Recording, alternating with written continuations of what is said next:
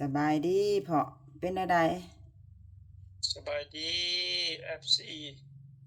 สบายดีเบิดทุกผู้ทุกคนเด้ออันนี้ลูกพ่อเด้ออยากมาอัปเดตเรื่องการเป็นอยู่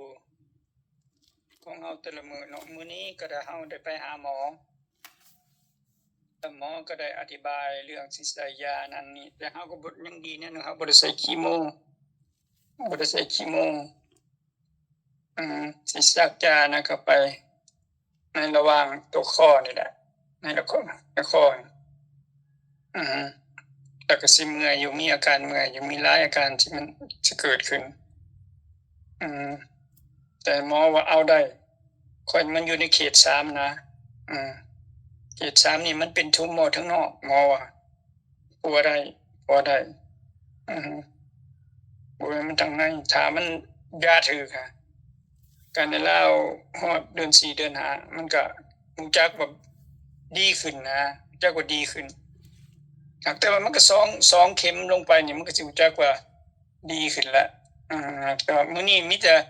ผลอันนั้นน่ะแม่นไปหาหมอแล้วก็หมออธิบายอือฮึว่าเขาสิเฮ็ดจั่งใด procedure ที่ซักยานะอือฮึถ้ามันสิมีหยังอาการเกิดหยังขึ้นกับเราเพิ่นก็เอายาให้มาป้องกันไว้เนาะอืมยาแก้วิงแหน่คือยาห้ามหาดแหน่เพราะมันสิมาเกิดอาการเดะเอา Dextrose ให้เนาะอืมมื้ออื่นจักโมงเข้าไปซักยาอ่ามื้ออื่นนี้มื้ออื่นนี่ก็โอ้ตื่นแต่เช้านี่แหละ7:30ให้ลงไป7:15นะอืมอืมแต่ว่าอาการเฮาเดี๋ยวนี้มันก็เมื่อยลงนำอืมสู้แต่ก็บ่ฮู้มันหยังสู้แต่ว่าพกำลังใจอหมอหลายอยู่พอมันก็เพื่อมันสิได้อันนี้มันก็บ่แฮงเนาะเพื่อสิได้ยานี่นะอืมแต่ยังไข้แล้วเฮานั่นพอเฮาสิได้ปัวนั่นแหละได้ใส่ยาจักรู้จักว่าอาการของเฮาถ้าเฮาใส่ยาแล้วมันสิอาการเฮาสิเป็นจั่งใดนะนั่นแหละเฮาจั่งรู้จักอือฮึก็มันทุกอย่างในเดี๋ยวนี้ที่มันเกิดขึ้นมีแต่เกิดขึ้นกับร่างกายมันเป็นพิษตับเป็นพิษบ่เฮ็ดให้เฮาเมื่อยบ่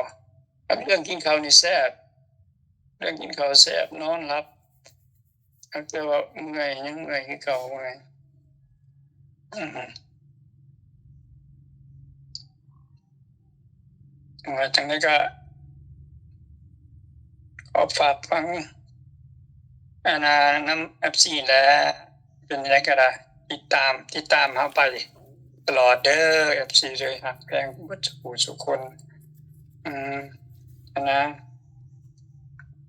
แต่ก็คิดว่าคือสิบ่เป็นหยังครับอยู่ในระยะ3ของข้อยนี่อยู่ในระยะ3หมอว่าเอาได้อือฮึเราเราก็วางใจในหมอนั่นล่ะไปวางใจในหมออืมเมื่อฮอดแพทย์ฮอดหมอแล้วบ่เป็นหยังดอกหมอว่าปัวได้ก็ได้หั้นแหละหมอว่าปัวได้หมอว่าปัวได้อือฮึเราก็ดีใจเราก็ดีใจนำถ้าเราเราได้ใช้ยารู้สึกแล้วนะเราอยากรอดเดี๋ยวนี้เรามาตั้งเป็น2-3เดือนแล้วเนาะอยากเป็น2เดือนเนาะ2เดือนแล้วสู้กำลังใจหลายอยู่ FC เราบ่ผู้ใดได้กินก็ให้ยาหยังกำลังใจอยู่ ท้องมันบ่ได้กินยาหยังเลย FC หลายคนก็ให้กำลังใจอยู่ให้กลับมาไวๆให้ดีแม่ไวอ่านอยู่อ่านเบิดนั่นอยู่ครับแต่ว่า FC เอ้ยเป็นไปได้เด้อบางเทื่อเขาก็ได้ตอบบางเทื่อเขาก็บ่ได้ตอบอือนั่นก็ขอโทษขออภัยนำ FC นั่นแหละเพราะมันบางเทื่อเขาก็เมื่อยเนาะเมื่อยเดี๋ยวนี้มันสิมีอาการก็คือว่า1มาก็ให้เราสิเขียนหนังสือมันก็มือสั่นมือหยังอะนะคือพาร์กินสันเราก็เลยอยากอืมเฮ็ดได้ก็ได้เฮ็ดบ่ได้ก็บ่เป็นหยังขอโทษขออภัยนำแต่เรื่องสิเฮ็ดยูทูบนี่แม่นนั่นแต่ละสิดำเนินงานกำลังสิเข้าได้เข้าเข็มแล้วก็บุกของเรานั่นแหละเฮ็ดจั่งใดจนให้มันได้นั่นแหละ อ่า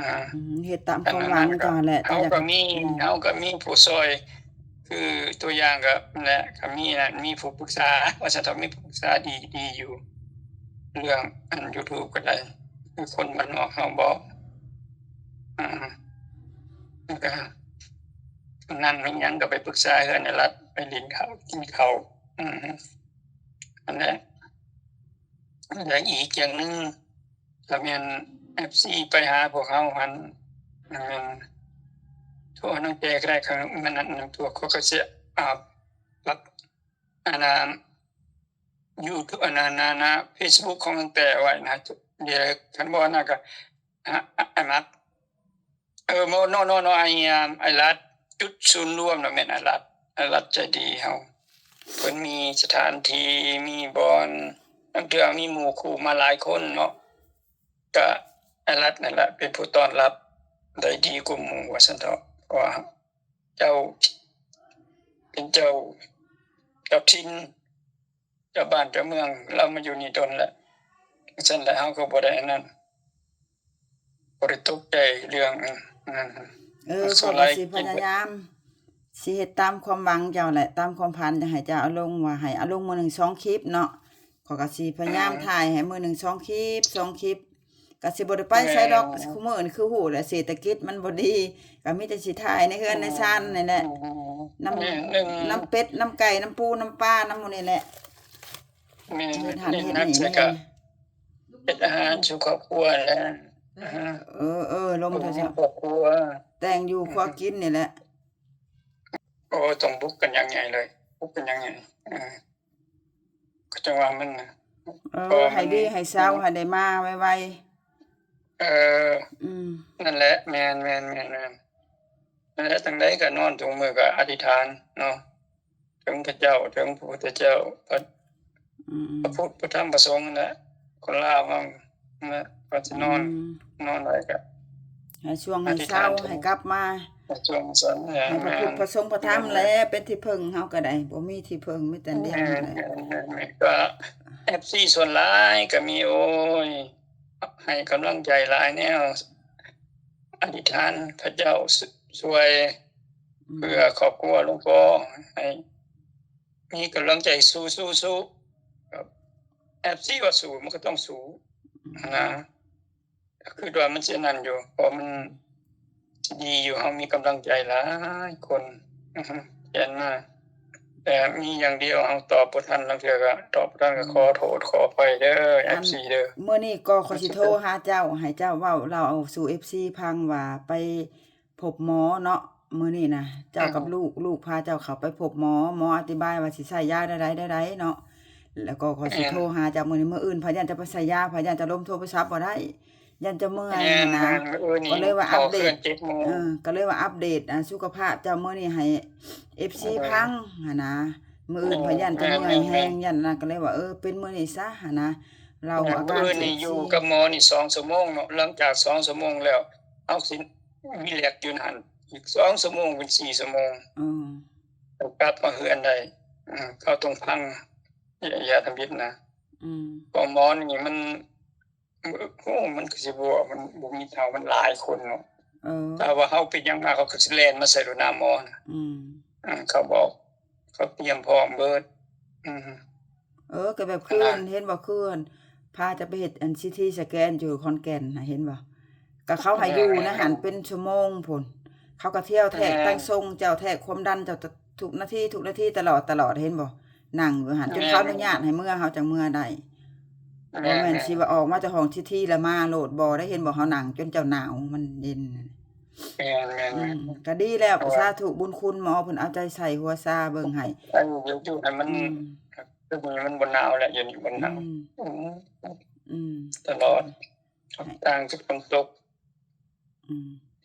นี่ก็สิไปฮอดเบิ่งเด้อสันได้เนาะสัน7สัน8บ่สัน7นี่แหละเป็นสัน7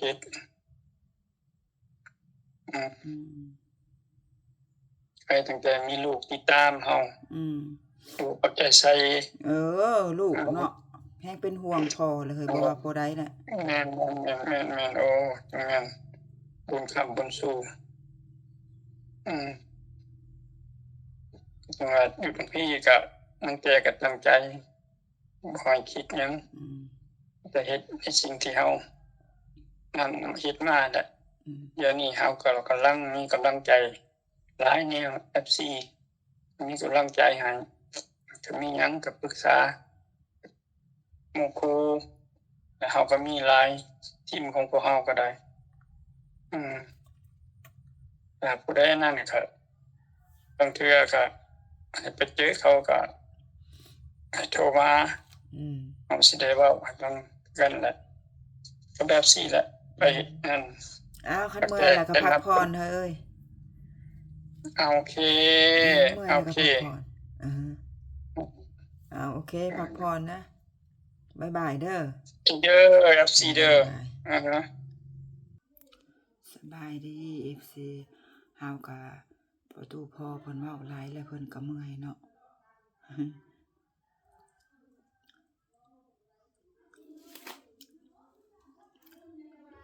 ประตูพ่อเพิ่นเว้าหลายแล้วเพิ่นก็เมื่อยเฮาก็สิได้จบคลิปนำ FC ส่ำนี้แหละ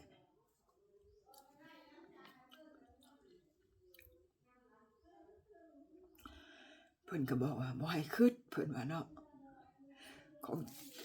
ของแต่ละมื้อนี่นอนก็ของแต่ละมื้อนี่นอนก็นอนบ่หลับนะตัวเองก็ได้ นอนบ่หลับแต่ละมื้อนี่ก็นอนแต่หัวค่ำอยู่ 8:00 นก็นอน 8:00 นนอนแล้วก็8:00 นนอนแล้วบ่ายโมงก็คู่มื้อว่าบ่คิดก็คิดแหล้วเนาะคิดนำผัวนั่นแหละเฮ้ยเจ็บเป็นอุ่นๆโอ้ยคิดตื่นมาแล้วก็แชตโทรหาเพิ่นบางเทื่อก็โอ้ข้อยเมื่อยให้แล้วนอนพักผ่อนตัวเองก็เว้าเล็กน้อยก็นอนบ่หลับก็เฮ็ดได้แม่นอยู่ดอกผัวบ่ให้คิดหลายบ่คิดก็คิดอันแหละเนาะคิดอุกอั่งเนี่ยคิดฮอดผัวแหละอยู่พุ่นลูกเพิ่นก็เทคแคร์ดีดูแลดีพาไปหาหมอกินอยู่ก็เฮ็ดคือเฮานี่แหละหากเฮ็ดได้เฮากับผู้เป็นเมียก็บ่สุดในใจเนาะบ่สุดมกสุดใจแล้วก็เลยว่าคิดอุกอั่งนี่แหละ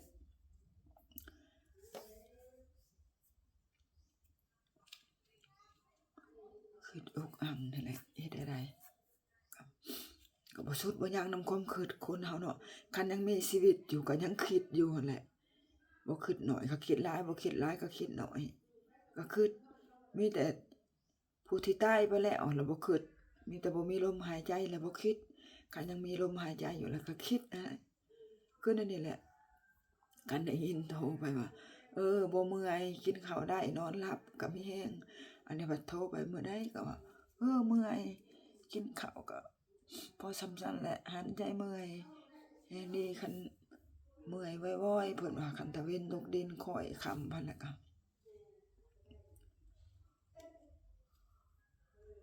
เมื่อยเพิ่นว่าเฮาบ่จักสิคิดบ่จักสิว่าเนาะคิดอุกคิดอั้งนั่นแหละก็หมู่กับ